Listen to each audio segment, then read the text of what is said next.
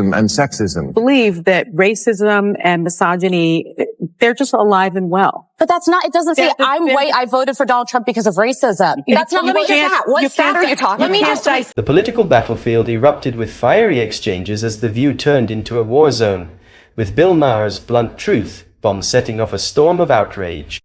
At the center of the chaos stood Sunny Hostin, unwavering in her convictions, but clashing relentlessly with her co-hosts, forcing Whoopi Goldberg to step in and restore order. With tensions boiling over and ratings plummeting, the show's desperation to reframe the narrative of the election loss was palpable.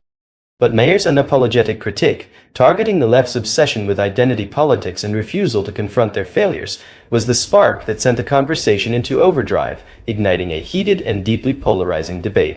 Let's watch a very interesting video with tense developments pushed to a climax. Well, if he's right, then why didn't people vote for the former prosecutor who actually had policy plans to help the working class? I mean, again, I got my popcorn. I don't know why people did what they did. I see all these reasons, and so, okay, time will tell. But what do y'all think? Well, here's what I think. It's crystal clear that Bill Maher was absolutely correct. Honestly, when will they figure it out? They claim election losses are due to identity politics, but when Democrats lean into identity politics, they say it's actually the Republicans using it. It's a tangled web of contradictions. Make it make sense. And let's not forget, even if I agreed with Whoopi's point that Kamala Harris had plans, the issue is that she never followed through on them as vice president. The same goes for Joe Biden during his presidency. Unrealized promises and unfulfilled plans. So why would anyone gamble on someone offering solutions they've already had the opportunity to implement? I just, I know that as a country, it's very difficult for people to believe that racism and misogyny, they're just alive and well. I think that we don't want to think that about ourselves, our neighbors, our friends. But it's my lived experience tells me that it does still exist, even if your lived experience doesn't tell you that it exists. And, the facts support that. I think we have a graph. If you look at there's a clear racial divide in who voted for Trump as opposed to who voted for Kamala Harris. It's very clear. It's not only clear by race, but it's also clear by education. And so the notion somehow that is not true. This is by education. Those who attended college voted for her at a higher degree than those that didn't. But I've said that. His point. Let me just finish. And so I've said that before, and there was so much backlash because I think it's an uncomfortable, inconvenient truth. No, it's not an inconvenient truth. It's that your perception of that truth doesn't hold up to scrutiny. Here's the reality. Separating voters by race or education doesn't automatically explain election outcomes. If we examine Joe Biden's 2020 performance, which was significantly stronger than Kamala Harris's, it becomes clear that this isn't just about identity. The numbers tell a story of voters prioritizing leadership and tangible results over rhetoric. At the end of the day, this election wasn't won or lost on labels.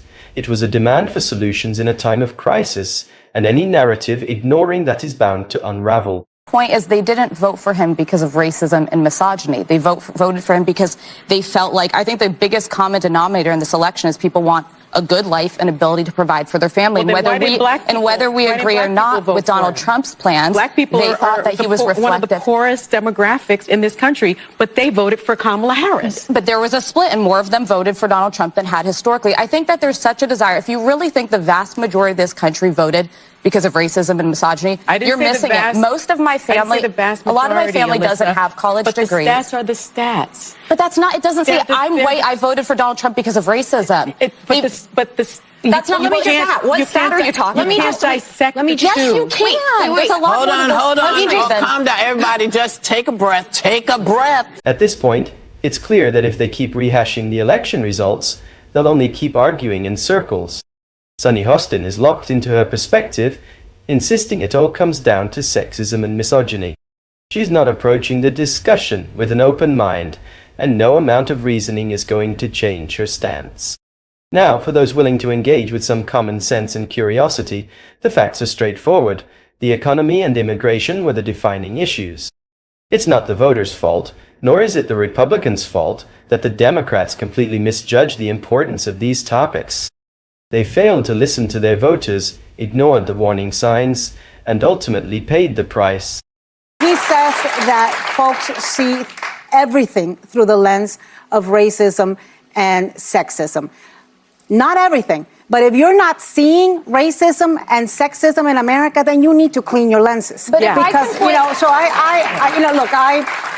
this is something that I also find interesting, that when Democrats and liberals talk about race or sexism, it's immediately labeled as identity politics, which has a negative connotation. It's a term that Republicans have coined, and it's been very effective. But when Donald Trump goes to Miami and talks to Cubans, that's not identity politics. When Donald Trump goes to Dearborn, Michigan and promises Arabs something, that's not identity politics. When he goes to Jews and promises them the opposite, that's not identity politics. The difference lies in authenticity. When Republicans engage with diverse communities, it feels genuine and grounded in practical outreach rather than a woke ideology. It's common sense to meet people where they are and forge meaningful connections, even in communities historically overlooked by Republicans. Trump's approach reflected this, making him appear as a leader for everyone. In contrast, Kamala Harris's weaknesses as a candidate, her lack of clarity, contradictions, and association with an underperforming incumbent party became easy targets for criticism. Instead of focusing on identity politics and blaming external factors, it's time for the Democratic Party to confront its internal challenges. Progressive ideals have taken the party so far left that moderate Democrats are left shaking their heads, wondering what happened. This disconnect has alienated voters and overshadowed the core issues that matter most to them. Until they address this, the cycle of backlash and electoral struggles will continue. Meanwhile, reactions to Bill Maher's comments, especially from platforms like The View, highlight the resistance within the party to acknowledging these truths. The refusal to accept constructive criticism only deepens the divide, making meaningful change seem even further out of reach. This video is really interesting, so please join us in the discussion by commenting below. If you like the content we bring, please subscribe to the channel to see more videos. Thank you.